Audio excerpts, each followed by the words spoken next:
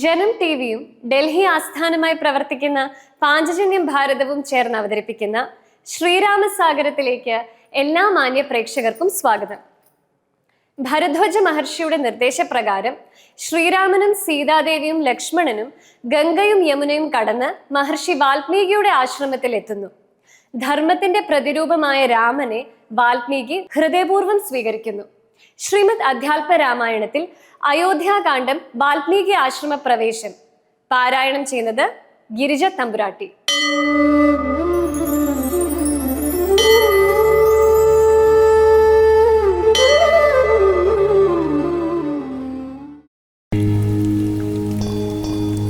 അധ്യാത്മരാമായണം അയോധ്യാകാന്ഡം വാൽമീകി ആശ്രമ പ്രവേശം. ഉത്ഥാനവും ചെയ്തു ശശിമുനിവര പുത്രരായുള്ള കുമാരകന്മാരുമായി ഉത്തമയായ കാളിന്തി നദിയെയും ഉത്തിരിയ താപസാദ്യഷ്ടമാർഗാണ പോയി ചിത്രകൂടാദ്രിയെ പ്രാപിച്ചിതു ജവാൽ.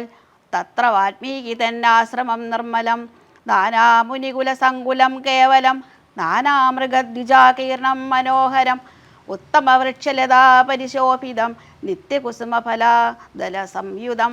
തത്ര ഗത്വാ സമാസീനം മുനികുലസത്തമം ദൃഷ്ട്വാ നമസ്കരിച്ചിടിനാൻ. രാമം രമാവരം വീരം മനോഹരം കോമളം ശ്യാമളം കാമദം മോഹനം കന്ദർപ്പസുന്ദരമിന്ദീവരേക്ഷണം ഇന്ദ്രാദിവൃന്ദരാ കൈരഭീവന്ദിതം ബാണതൂണീരഥനുർധരം വിഷ്ടപത്രാണനീപുണം ജടാമകുടോജ്വലം ജാനകീ ലക്ഷ്മണോപേതം രഘുത്തമം മാനവേന്ദ്രം കണ്ടു വാൽമീകിയും തഥാ. സന്തോഷബാഷ്പാകുലാക്ഷനായി രാഘവൻ തൻ തിരുമേനി ഗാഠം പുണർന്നീടിനാൻ. നാരായണം പരമാനന്ദ വിഗ്രഹം കാരുണ്യപീയൂഷസാഗരം മാനുഷം പൂജയിത്വാ ജഗൽപൂജ്യം ജഗന്മയം രാജീവലോചനം രാജേന്ദ്രശേഖരം ഭക്തിപൂണ്ടർഘ്യപാദ്യാദികൾ കൊണ്ട കഥ മുക്തിപ്രദനായ നാഥനു സാദരം. പക്വമധുര മധുഫലമൂലങ്ങളൊക്കെ നിവേദിച്ചു ഭോജനാർത്ഥം മുതാ ഭുക്വാ പരിശ്രമം തീർത്തു രഘുവരൻ. നത്വാ മുതീൻ മുനിവരൻ തന്നോടരുൾ ചെയ്തു താതാജ്ഞയാ വനത്തിനു പുറപ്പെട്ടു സോദരനോടും ജനകാത്മജയോടും ഹേതുവോ ഞാൻ പറയണമെന്നില്ലല്ലോ വേദാന്തിനാം ഭവതാമറിയാമല്ലോ. യാതൊരിടത്തു സുഖേന വസിക്കാവൂ സീതയോടും കൂടി എന്നരുൾ ചെയ്യണം. ഇദ്ദിക്കിലൊട്ടു കാലം വസിച്ചിടുവാൻ ചിത്തേ പെരുകയുണ്ടാശ മഹാമുനെ. ഇങ്ങനെയുള്ള ദിവ്യന്മാരിരിക്കുന്ന മംഗലദേശങ്ങൾ മുഖ്യവാസോചിതം എന്നതു കേട്ടു വാൽമീകി മഹാമുനി മന്ദസ്മിതം ചെയ്തിവണ്ണമരുൾ ചെയ്തു. സർവലോകങ്ങളും നിങ്ങൾ വസിക്കുന്നു സർവലോകേഷു നീയും വസിച്ചിടുന്നു. ഇങ്ങനെ സാധാരണം നിവാസസ്ഥലമങ്ങനെയാകയാൽ എന്തു ചെല്ലാവതും സീതാസഹിതനായി വാഴുവാൻ ഇന്നൊരു ദേശം വിശേഷേണ ചോദിക്ക കാരണം. സൗഖ്യേന തേ വസിപ്പാനുള്ള മന്ദിര വാക്യാവിശേഷേണ ചൊല്ലുന്നതുണ്ടു ഞാൻ. സന്തുഷ്ടരായി സമദൃഷ്ടികളായി ബഹുജന്തുക്കളിൽ ദ്വേഷഹീനമതികളായി ശാന്തരായി നിന്നെ ഭജിപ്പവർ തമ്മുടെ സ്വാന്തം നിനക്കു സുഖവാസമന്ദിരം. നിത്യധർമ്മധർമ്മമെല്ലാം ഉപേക്ഷിച്ചു ഭക്ത്യാ ഭവാനെ ഭജിക്കുന്നവരുടെ ചിത്തസരോജം ഭവാനിരുന്നിടുവാൻ ഉത്തമമായി വിളങ്ങിയിടുന്ന മന്ദിരം. നിത്യവും നിന്നെ ശരണമായി പ്രാപിച്ചു നിർദ്വന്ദ്വരായി നിസ്പ്യഹരായി നിരീഹരായി ത്വന്മന്ത്രജാപകരായുള്ള മാനുഷർ തന്മന പങ്കജം തേ സുഖമന്ദിരം.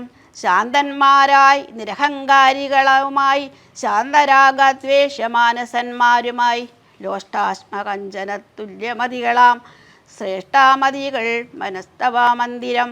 നിങ്കൽ സമസ്ത കർമ്മങ്ങൾ സമർപ്പിച്ചു നിങ്കലേ ദത്തമായോരു മനസ്സോടും സന്തുഷ്ടരായി മരുവുന്നവർ മാനസം സന്തതം തേ സുഖവാസായ മന്ദിരം.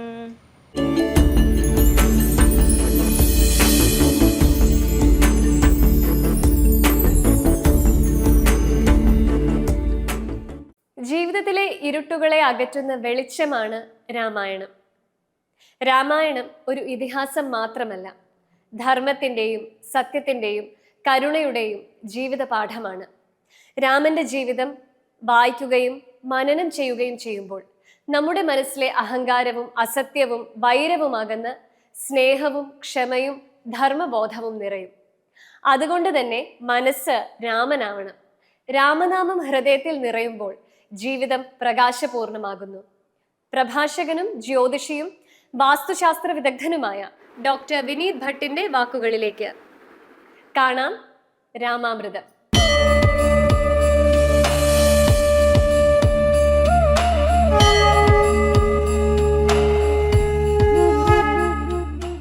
ഭക്തനദികളെ, പാഞ്ചജന്യം ഭാരതവും ജനം ടി വിയും ചേർന്ന് നടത്തുന്ന ശ്രീരാമസാഗരം പ്രോഗ്രാമിന് എൻ്റെ എല്ലാവിധ ആശംസകളും നേരുന്നു.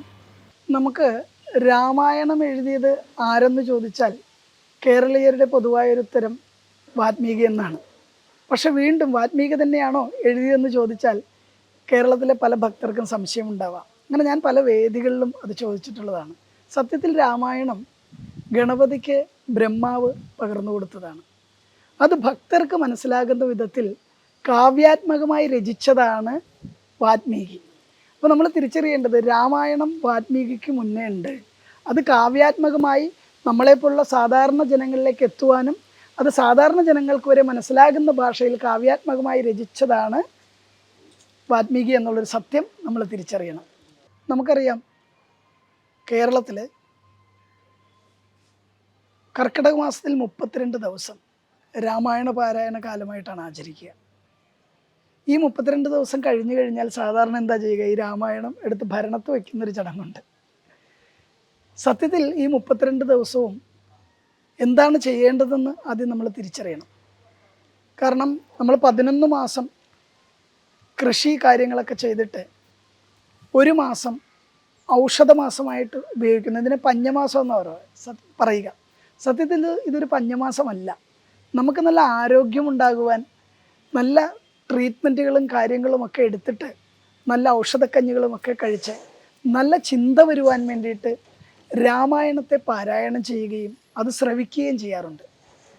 രാമൻ്റെ അയനം രാമായണം എന്നാണ് പറയുക.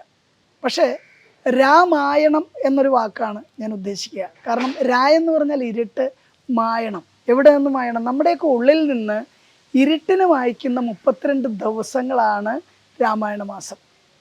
രാമനെ പോലെ നടക്കുക എന്നുള്ളതാണ് നമ്മളെ അതിൽ പഠിപ്പിക്കുക.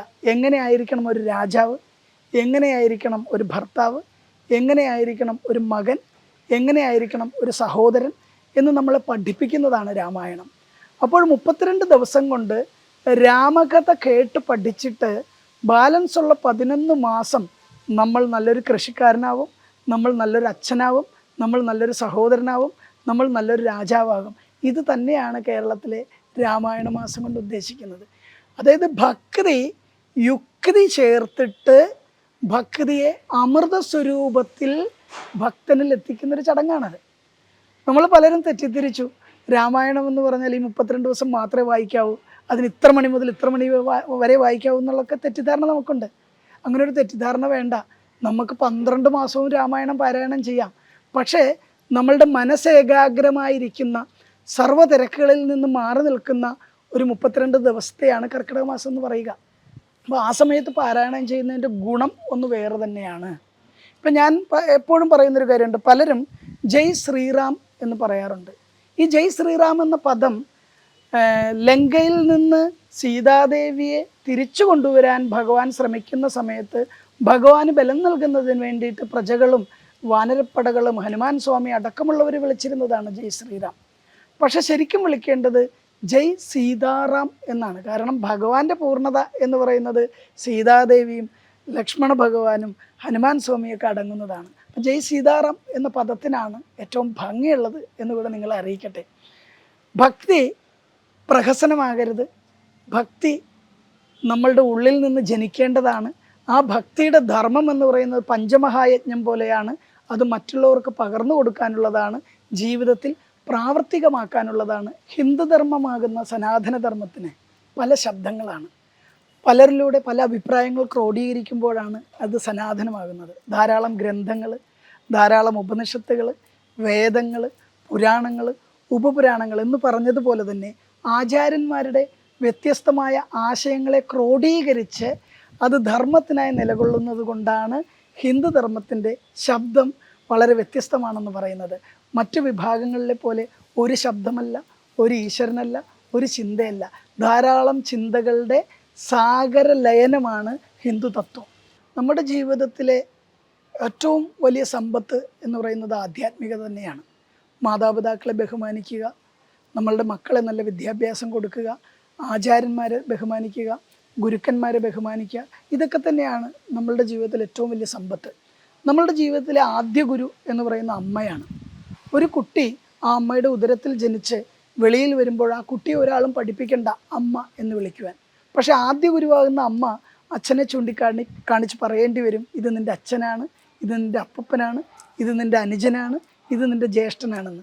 അപ്പോൾ നമ്മുടെ ആദ്യ ഗുരു അമ്മ തന്നെയാണ്. ആ അമ്മയ്ക്ക് തുല്യം അമ്മ മാത്രം എന്നുള്ളൊരു തിരിച്ചറിവ് കൂടി നമുക്കുണ്ടാവണം. അങ്ങനെ ഉണ്ടായാൽ നമ്മളുടെ ഉള്ളിൽ സ്പർദ്ധ ഉണ്ടാവില്ല, ദുഷ്ടത ഉണ്ടാവില്ല, ആശ്രീക വാസനകൾ ഉണ്ടാവില്ല എന്നുള്ളൊരു തത്വം കൂടി ഈ അവസരത്തിൽ ഞാൻ അറിയിക്കട്ടെ. നന്ദി, നമസ്കാരം.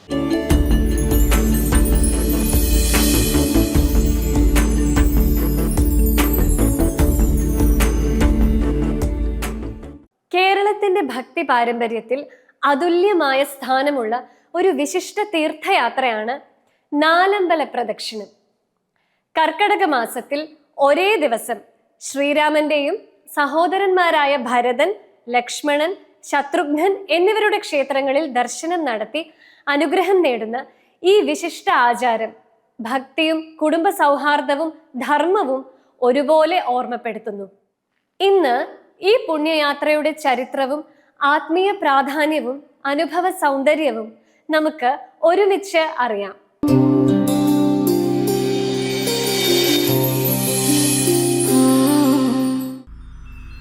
കേരളത്തിന്റെ ഭക്തി പാരമ്പര്യത്തിൽ അതുല്യമായ സ്ഥാനമുള്ള ഒരു വിശിഷ്ട തീർത്ഥയാത്രയാണ് നാലമ്പല പ്രദക്ഷിണം. കർക്കടക മാസത്തിൽ ഒരേ ദിവസം ശ്രീരാമന്റെയും സഹോദരന്മാരായ ഭരതൻ, ലക്ഷ്മണൻ, ശത്രുഘ്നൻ എന്നിവരുടെ ക്ഷേത്രങ്ങളിൽ ദർശനം നടത്തി അനുഗ്രഹം തേടുന്ന ഈ വിശിഷ്ട ആചാരം ഭക്തിയും കുടുംബ സൗഹാർദ്ദവും ധർമ്മവും ഒരുപോലെ ഓർമ്മപ്പെടുത്തുന്നു. ഇന്ന് ഈ പുണ്യയാത്രയുടെ ചരിത്രവും ആത്മീയ പ്രാധാന്യവും അനുഭവ സൗന്ദര്യവും നമുക്ക് ഒരുമിച്ച് അറിയാം.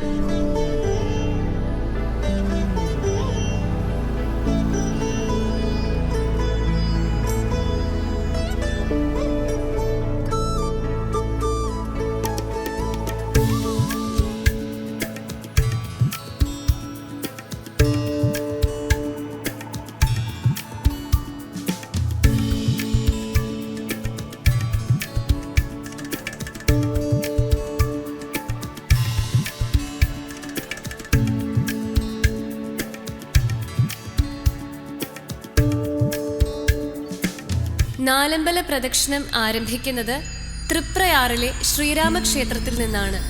തുടർന്ന് ഇരിങ്ങാലക്കുടയിലെ കൂടൽമാണിക്യം ഭരതക്ഷേത്രം, മൂഴിക്കുളത്തെ ലക്ഷ്മണക്ഷേത്രം, പായമ്മലിലെ ശത്രുഘ്നക്ഷേത്രം എന്നിങ്ങനെ 4 ക്ഷേത്രങ്ങളിലും ദർശനം നടത്തുന്നതാണ് ആചാരം.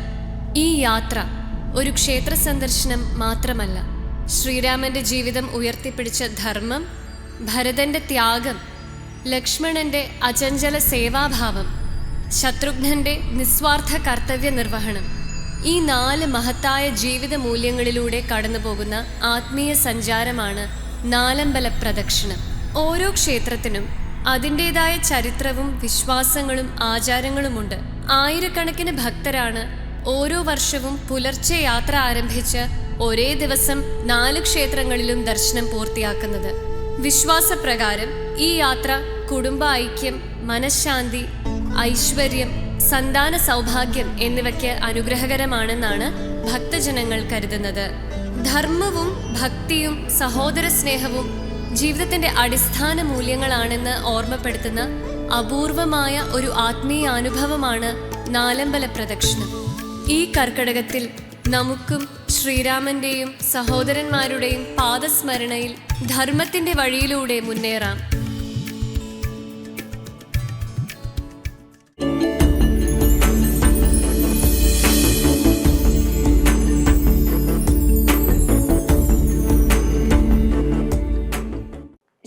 ശ്രീരാമസാഗരത്തിൽ അടുത്തത് രാമചിന്തനമാണ്.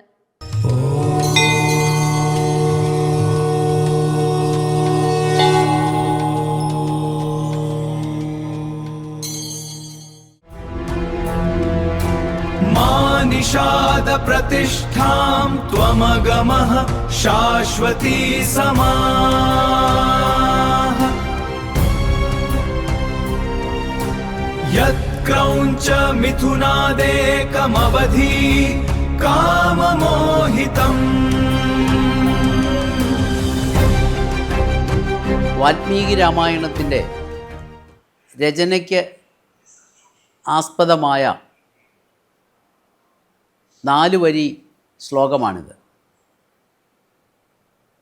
കാമമോഹിതങ്ങളായ ഇണപ്പക്ഷികളിൽ ഒന്നിനെ ക്രൂരമായി അമ്പെയ്ത് വീഴ്ത്തിയ കാട്ടാളനെ നോക്കി വാൽമീകി മഹർഷിയുടെ നാവിൽ നിന്ന് ഉദ്ഭൂതമായ ശാപവചനം. മാ നിഷാദ പ്രതിഷ്ഠാം ത്വമഗമ ശാശ്വതീ സമാഹ. അല്ലയോ നിഷാദ, കാട്ടാള, നിനക്ക് ഈ ലോകത്ത് ശാശ്വതമായ പ്രതിഷ്ഠ ലഭിക്കാതെ പോകട്ടെ. യത് എന്തെന്നാൽ നീ കാമമോഹിതങ്ങളായ ക്രൗഞ്ചപ്പക്ഷികളിൽ ഒന്നിനെ അമ്പെയ്ത് വീഴ്ത്തി. അതുകൊണ്ട് നിനക്ക് ഒരിക്കലും ഈ ലോകത്ത് ശാശ്വതമായ പ്രതിഷ്ഠ അഥവാ മോക്ഷം ലഭിക്കാതെ പോകട്ടെ. നിഷാദ പ്രതിഷ്ഠാം ത്വമഗമഃ ശാശ്വതീ സമാഃ യത്ക്രൗഞ്ച മിഥുനാദേകമവധി കാമമോഹിതം.